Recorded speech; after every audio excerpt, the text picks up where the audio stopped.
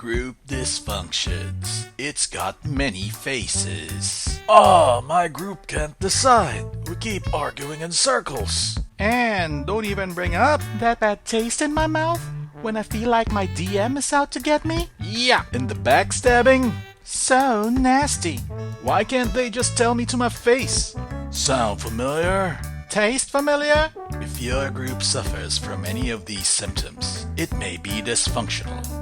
Ask your friendly agile practitioner about how to recognize the signs and what you can do. A dysfunctional group does not mean it's a group of bad people. It's just a group that does not function as well as it should. Don't nobody be casting no aspersions on others. Hello, my fellow adventurers in agility. A friendly commenter on my video about how to get buy-in from your table asked about the topic of authority and trust in player-to-player and player-to-GM dynamics. This is quite a large topic to unpack, but it did ring some bells for me. This dude named Patrick Lencioni wrote a book about the 5 dysfunctions of a team. In it, he describes a sort of escalating pyramid that lead to team dysfunctions.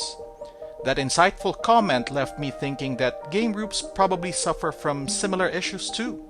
Because like it or not, your D&D group is a team. And whether it becomes a well-functioning team or one that you can't wait to get rid of depends on how well it can collectively navigate its dysfunctions. Going back to Lencioni's pyramid, let's walk through each of these dysfunctions to learn their symptoms. Check the timestamps if there's any particular dysfunction that speaks to you or you just want to skip ahead.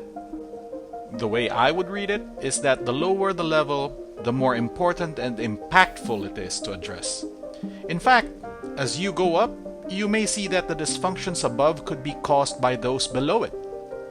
So my recommendation, if you're in a dysfunctional gaming group that you're attached to, one that you can't leave behind for whatever reason, and one that you are willing to put some effort in to improve, my recommendation is for you to figure out the lowest level of dysfunction and address that first. And the bottommost layer is the absence of trust. Aha! Full circle. Back to the trust thing. As a player, do you feel like the DM is out to get you, personally? Or maybe you feel like your DM is setting up one screw job after another as they railroad you. Do you as a DM feel like one or more of your players are cheating, faking their roles, leaving out disadvantageous spell effects? Whether DM or player, do you feel pressured to be perfect because the rest of the table is judging you and your every move? If you see these symptoms and you observe that nobody in the group seems willing to be vulnerable and be the one to bring things up to solve the issues, then you likely have a lack of trust in your group. Without a trusting relationship between the DM and the players, you can't expect any meaningful conversations to happen. People will spend most of their time being defensive and trying to cover their own asses, or holding grudges while waiting for the perfect gotcha moment. It can lead to a very, very toxic gaming table. That's why this is the most important level to address if you want to have a well-functioning gaming group. A lack of trust will definitely lead to the next dysfunction, but having trust does not guarantee that you won't experience it. It's the fear of conflict. If you can relate to this or any other symptom, let us know in the comments. It would be wonderful if you could also share how the situation was resolved. Anyway, how many of you have had the experience of someone bringing up a contentious topic at the table and it devolving into personal attacks? I remember a time when one of the players in my group told our DM, "You won't allow me to reskin my spell so that it deals slashing damage instead of ice?" I asked Reddit, and all the experienced GMs there said they would have allowed me to do it if I were at their table. And then our DM responded, "So what you're telling me now is that I'm a bad DM because tons of other DMs would do it differently?" The air was awkward for a while. I know I personally felt like I shouldn't rock the boat, so we can all just get along. There were other signals that made me uncomfortable, like asshole-ish behavior to NPCs in the name of "I'm just playing my character." They were an evil PC, to be fair. If I or anyone else had brought this up earlier instead of living in the illusion of fake harmony, if the group were better equipped to handle disagreements head-on instead of sweeping things under the rug, then maybe we could have avoided things coming to a head and one player leaving our group. Fortunately for us, the rest of the people chose to stay together and keep playing. But how many other groups out there were not as lucky? And no, I was not directly involved in the final incident, if any of you were wondering. If you notice awkward situations in your group being quote-unquote swept under the rug, or if you notice that cliques are forming and people are talking about other players behind their backs, then you may have a fear of conflict situation. Next up is the classic spent the entire session arguing instead of playing dysfunction. The lack of commitment. I mean, at least you know your group is probably in a trusting relationship and you don't fear conflicts, right? But damn does it suck to feel like you just wasted your precious gaming time. And it's not like it's always a passionate 50-50 split between two alternatives either. How many of you were ever in the situation where two players were vigorously debating and then they turned to ask the rest of the group, "What do you folks think?" Then the response, "Oh, both options seem okay." "Oh, I don't know, it's up to the rest of the table. I'm fine with any as long as it works." Or just the shrug. If you've experienced this before, how would you describe your frustration?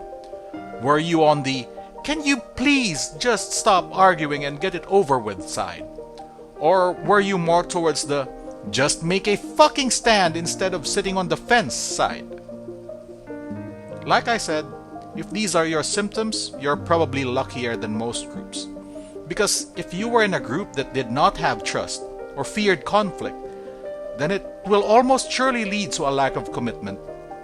If people feel like they aren't seen, if they shut up because they don't want to rock the boat, or they feel like they will be judged harshly for what they will say, do you think there's a chance they will be fully committed to and fully enjoy whatever happens in the game?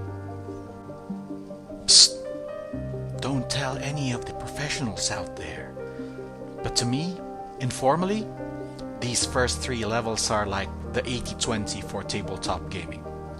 For any group I cared about, these dysfunctions I would really actively try to identify and I would work on to fix. The next 2 levels I would treat more as warning signs, things that I would pay attention to and do my best to avoid instead of actively pounding them into the group's culture. I think of it like I will actively build trust, I will actively encourage healthy conflict, and I will actively foster commitment. On the flip side, I'll just watch out for signs that people avoid accountability, and I will watch out for signs that people don't pay attention to our objectives. This is a group for saving a fantasy world, not the real one after all. And if you want to know how to foster commitment in your table, why not check out this video I created about generating buy-in. Back to dysfunctions. Higher up the pyramid, there's the situation where people don't own up to their mistakes, and the rest of the table don't call them out. Here's an example I bet would be very relatable. DM prepares the whole week just to run a session. Everyone confirms that they will attend. Day of the game, some players even arrive early at the DM's place and they begin setting up. 5 minutes before the game is supposed to start, DM receives a text from one player saying, "Hey man, I overslept. I had a wild bender last night, still hungover. Let's just reschedule the game. Toodles!" This is like the 4th time? The rest of the group just stand there for a few minutes, mouths agape. They're our friend. That's just how they are. I mean, I woke up extra early to drive 2 hours just to get here on time. Then, they just leave and nothing happens. You're seeing the warning signs that people lack accountability to the group. The people who did their best to be there on time. The DM who went through all that effort to prepare. They would just stew in resentment. Players might individually go to the DM, talk about how sucky the situation is with this other person, and expect the DM to take care of it. If it goes unchecked, other players may feel like it's okay to flake out on the group. Soon, your regular gaming schedule becomes hell to put together. It's not just about attending sessions or being on time. Anytime there's a perceived breach of the social contract within the group, there's a potential wedge driving it apart. Best to find ways to give constructive feedback early before something catastrophic happens. The last level of dysfunction happens when it seems the people have vastly different motivations for playing the game. Say you're at a table. The DM wants to tell a grand, epic, heroic fantasy story. One player is there to use D&D in place of therapy to work out some personal issues.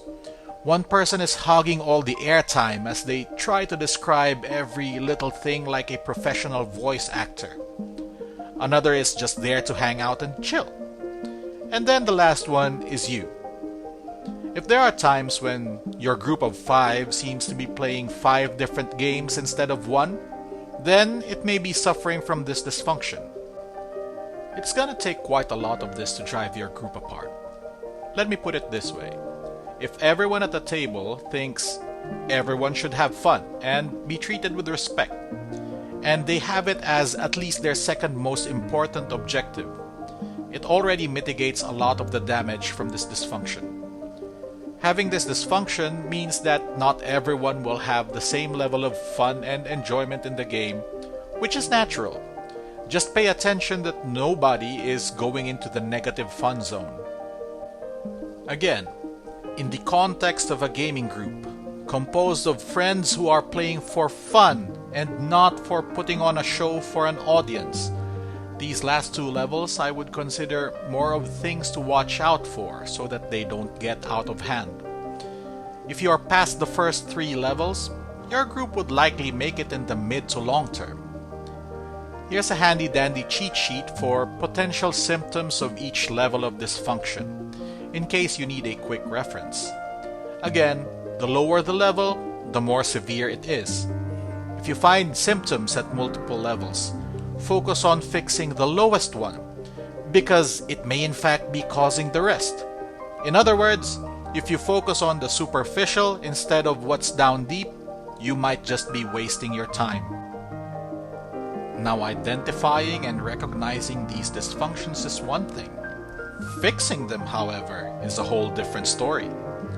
But as Captain Planet would say, knowing is half the battle. Cowabunga, dude! If you'd like to know more about how to solve dysfunctions at particular levels, feel free to let me know. Now, dysfunctions between players could break groups apart. Dysfunctions between PCs, however, there's a particular source of juicy campaign drama. If you've ever wanted to run a strangers to family type of campaign, where the growth is earned, well, doesn't this pyramid give you ideas about the hurdles that your party needs to overcome? What do you think? Can you relate to any of these symptoms that I described? How have you managed to overcome dysfunctional groups? Who even is responsible for fixing these dysfunctions? Is it the DM? Is it the oldest person? Or the richest? Or the one who always brings food? Share your thoughts in the comments so we can all learn from each other. Send this to all the people who have been in dysfunctional groups with you. Hey, I'm Jarek, a dungeon master with a hobby in agile project management. If you liked what I brought, please like the video. Appreciate it if you subscribe and hit that notification bell so you'll know when I drop the next one. One person who might be invested in addressing these dysfunctions is the tactician. Check out this playlist on how to be a successful tactician player. Until next time, my fellow adventurers in agility, bye.